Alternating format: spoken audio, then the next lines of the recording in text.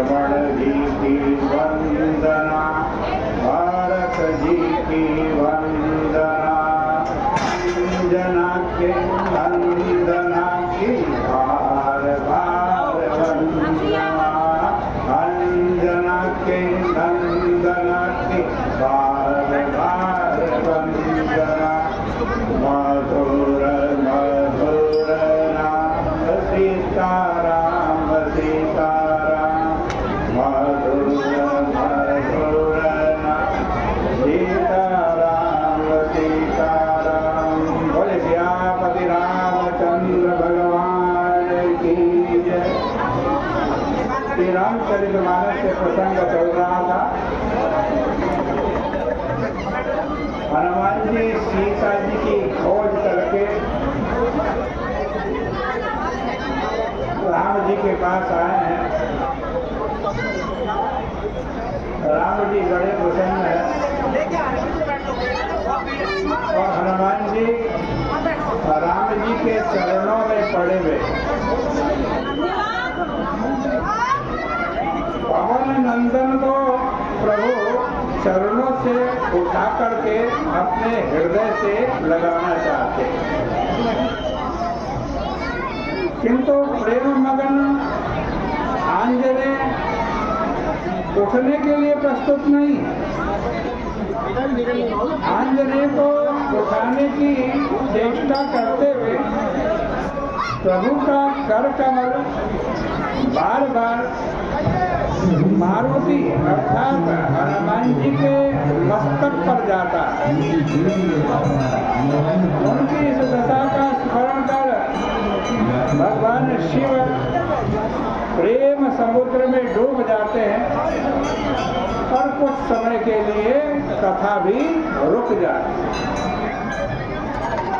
बोध भावन को ऐसा प्रतीत होता है कि जिस सौभाग्य को वे शिव के रूप में प्राप्त नहीं कर पाए, आज वही कपि बन करके, बंदर बन करके प्राप्त हो रहा है।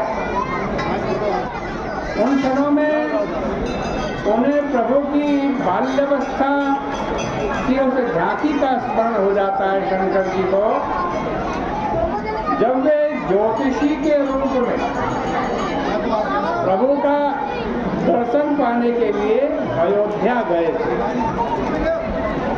कौशल्या अम्बा ने ज्योतिषी की ख्याति सुनकर भीतर महल में बुला लिया। शंकर जी ज्योतिषी बने हुए हैं। ज्योतिषी जी महाराज का पूजन किया गया। विविध प्रकार के व्यंजन उनके सामने परोसे गए।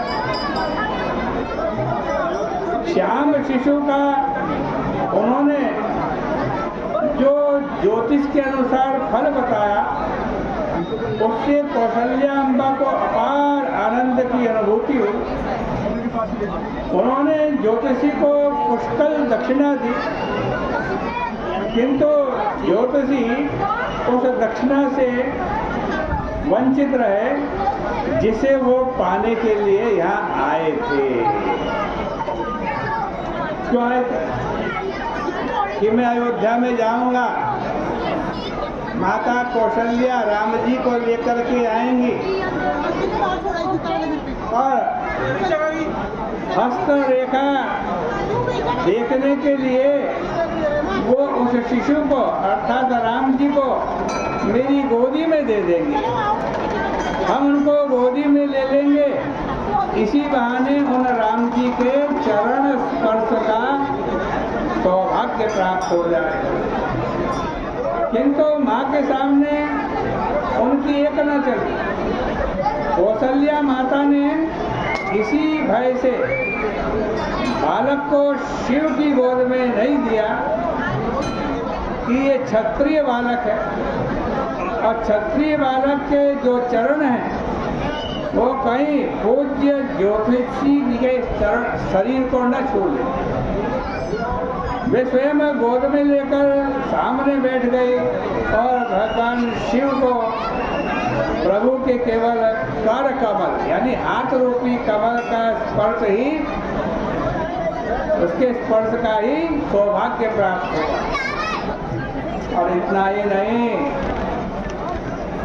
अब ज्योतिषी के पधारने का समय हुआ, तब वे बालक को कौशल्या माता उन ज्योतिषी जी के, उन महाराज के, शंकर जी के चरणों में डाल करके यह प्रार्थना करती हैं कि इस बालक के मस्तक पर वे अपना कर कमल स्थापित कर दें।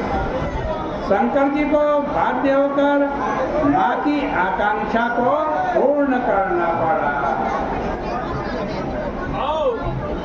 अवध आयो आगामी एक तो आयो, अवध आज आगामी एक तो आयो, कर करण निरखी कहत सब गुण गण, कर करण निरखी कहत सब गुण गण, बहुतन परिचो पायो, गूढ़ो बड़ो प्रमाणिक ब्राह्मण, शंकर नाम सोहायो, संग सिधो शिष्य सुनत कौशल्या, भीतर भवन बुलायो,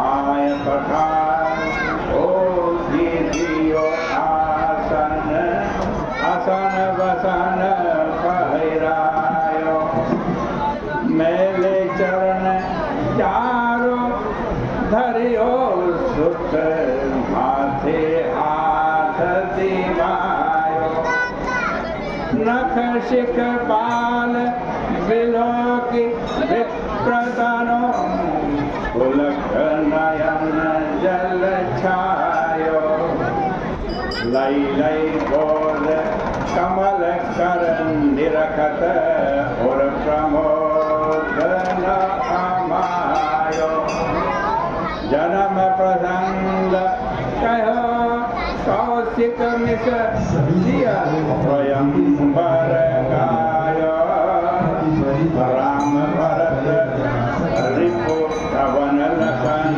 को, जय सुख सुजस सुनायो, तुलसीदास रनिवास रहस बस, भयो सब मन भायो, सनमान्यो महिदेव असीसक, आनंद शरण सिधायो। जब भगवान श्री राम जी का जन्म हुआ, तब भगवान शंकर ज्योतिषी के रूप में गए, लेकिन उनको वो सौभाग्य नहीं प्राप्त हुआ कि वो राम जी के चरणों का स्पर्श करें। लेकिन आज जब सीता जी की खोज में आए, खोज करके लाए सीता जी का समाचार, हनुमान जी ने राम जी को सुनाया और उसके बाद चरण में गिर गए।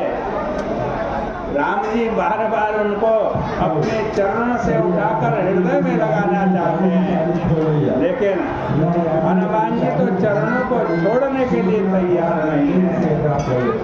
वर्षों की प्रतीक्षा के बाद आज आंजनेय के रूप में भगवान शंकर की आकांक्षा पूर्ण हो गई। प्रभु का कर कमल हनुमान जी के मस्तक पर है। ऐसे सुअवसर का वर्णन करते हुए उनका आनंद मग्न हो जाना स्वाभाविक